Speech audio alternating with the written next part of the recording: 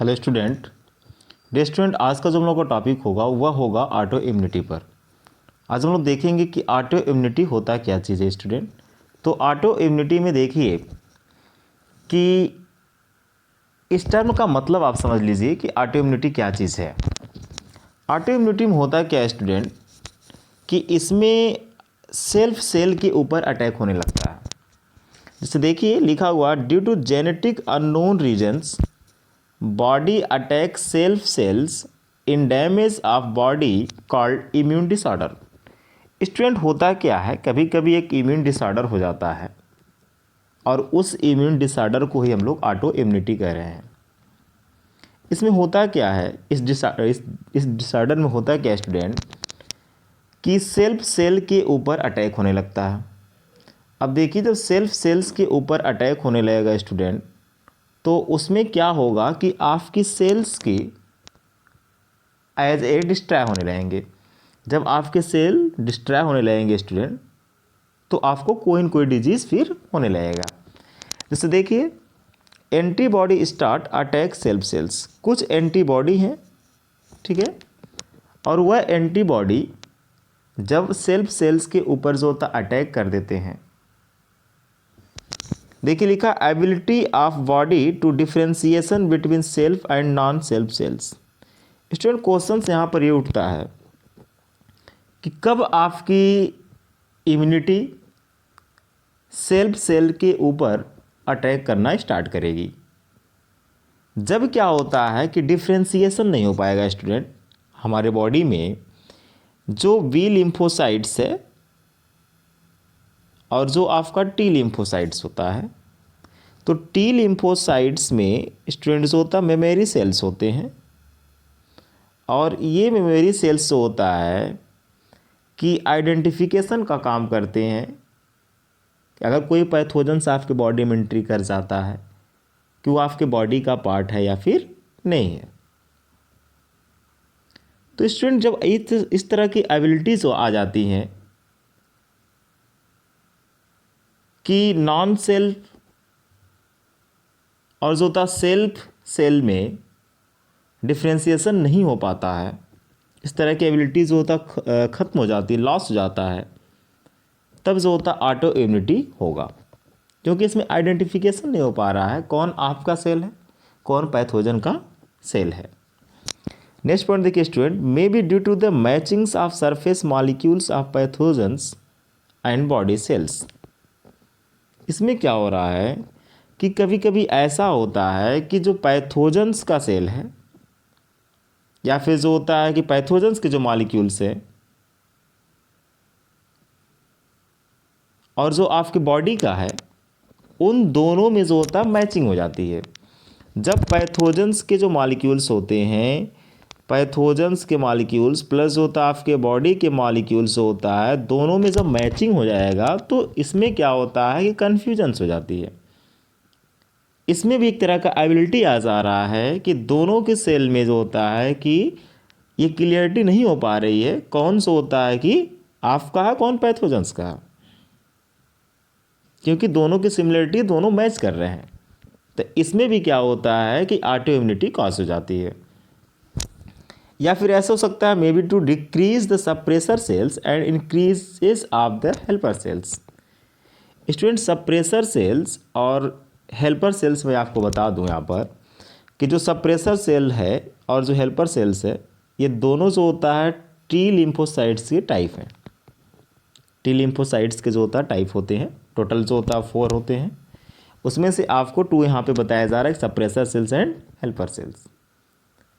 तो जो suppressor sales होता है और जो हेल्पर सेल्स होता है ये क्या होते हैं, डिक्रीज कर जाते हैं। सप्रेसर सेल डिक्रीज कर जाता है एंड हेल्पर सेल्स इंक्रीज कर जाता है।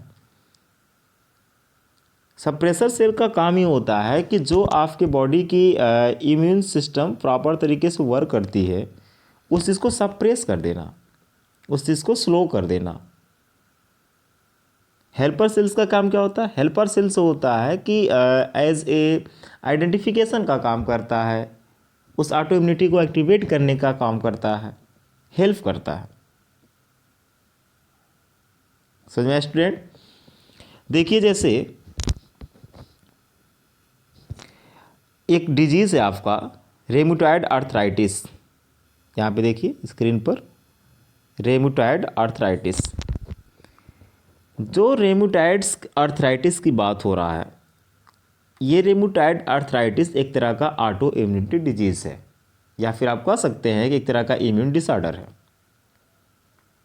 इसमें होता क्या स्टूडेंट कि autoimmune disorders involve the chronic inflammations of joint chronic disorder. इसमें देखिए आर्थराइटिस की बात हो रहा है स्टूडेंट। इसमें जो होता है कि आप वॉक नहीं कर पाते हैं, आपको चलने में प्रॉब्लम होगा, पेन क्रिएट होगा। एक तरह का जो होता है इम्यून डिसऑर्डर है, इसमें क्रोनिक इन्फ्लामेशन हो जाता है। क्रोनिक इन्फ्लामेशन क्या होता है, आर्थराइटिस हो कहाँ पे रहा है, देखिए ज़रा, तो इस इमेज को ज़रा ध्यान से देखिएगा स्टूडेंट। इस इमेज को आप लोग ध्यान से देखिएगा।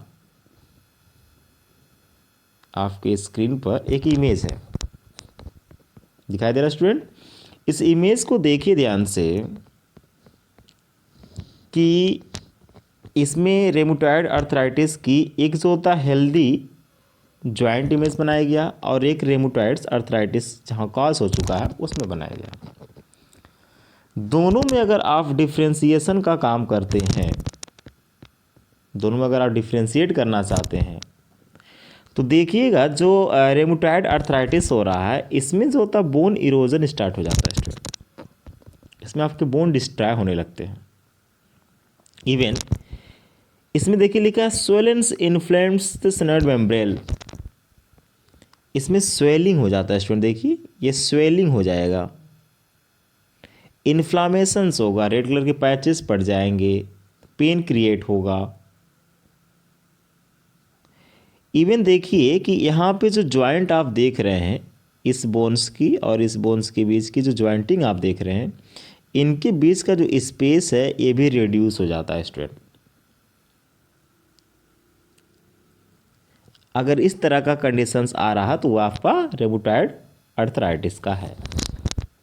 तो स्टूडेंट आपको नॉर्मल जो होता है हेल्दी जॉइंट्स और जो होता है आपको रेम्यूटॉइड आर्थराइटिस डिजीज होने पर जो इम्यून डिसऑर्डर है, दोनों में आपको कंपेयर करा दिया गया। नेक्स्ट डिजीज पे आते हैं हम लोग। नेक्स्ट डिजीज पे आते हैं स्टूडेंट। नेक्स्ट डिजीज पे आपका देखिए हाशिमोटो डिजीज। हाशिमोटो डिजीज क्या है? इस डिजीज़ में जो आपकी थायराइड्स ग्लैंड्स होती है, ये थायराइड्स ग्लैंड्स होता है कि इसमें इन्फ्लामेशन हो जाता है। क्या हो जाता है स्टूडेंट? इन्फ्लामेशंस हो जाता है, यानी कि इन्लार्जमेंट्स ऑफ द थायराइड्स ग्लैंड्स। जो आपकी इस इमेज में देखिए ध्यान से, जो आपका थायराइड्स ग्लैंड्स होता है वह इन्लार्जमेंट हो जाता है। और इस डिजीज़ को हम लोग क्या कर रहे हैं कि हाइपरथायरॉयडिज्म कर रहे हैं। क्या करें स्टूडेंट? हाइपरथायरॉयडिज्म करते हैं। और इसको जो होता है हाशिमोटो डिजीज़ भी कर रहे हैं, क्योंकि ये एक तरह का इम्यून डिसऑर्डर है। तो स्टूडेंट आई थिंक्स आप लोगों को समझ में आ गया होगा टू एग्जांपल्स देने से कि ऑटो इम्यूनिटी का टोटल मतलब क्या है। ऑटो इम्यूनिटी का टोटल मतलब क्या है? ऑटो इम्यूनिटी एक तरह का ऐसा डिसऑर्डर है जिसमें आपके इम्यून्स के सेल्स आपके ही सेल्स पर अटैक करने लगते हैं, जिसको आप सेल्फ सेल कह रहे हैं। यानी कि सेल्फ सेल्स के ऊपर अटैक हो जाता है by the immunes system, that is called as a autoimmunity. और ये एक तरह का इम्यून डिसऑर्डर है। ये जेनेटिक भी हो सकता है स्टूडेंट, यानी कि और अननोन रीजन्स की वजह से हो सकता है। आपको 3 यहाँ पर जो होता है एबिलिटी बताया गया है किस किस केस में as a autoimmunity cause हो सकता है। 2 डिजीज़ बताया गया आपका, rheumatoid arthritis and Hashimoto disease. 2 disease बताए गए हैं, एज एग्जाम्पल्स हो गए आपके ऑटो इम्यूनिटी के स्टूडेंट। ठीक, एनी डाउट किसी को? नेक्स्ट पे आते हैं हम लोग।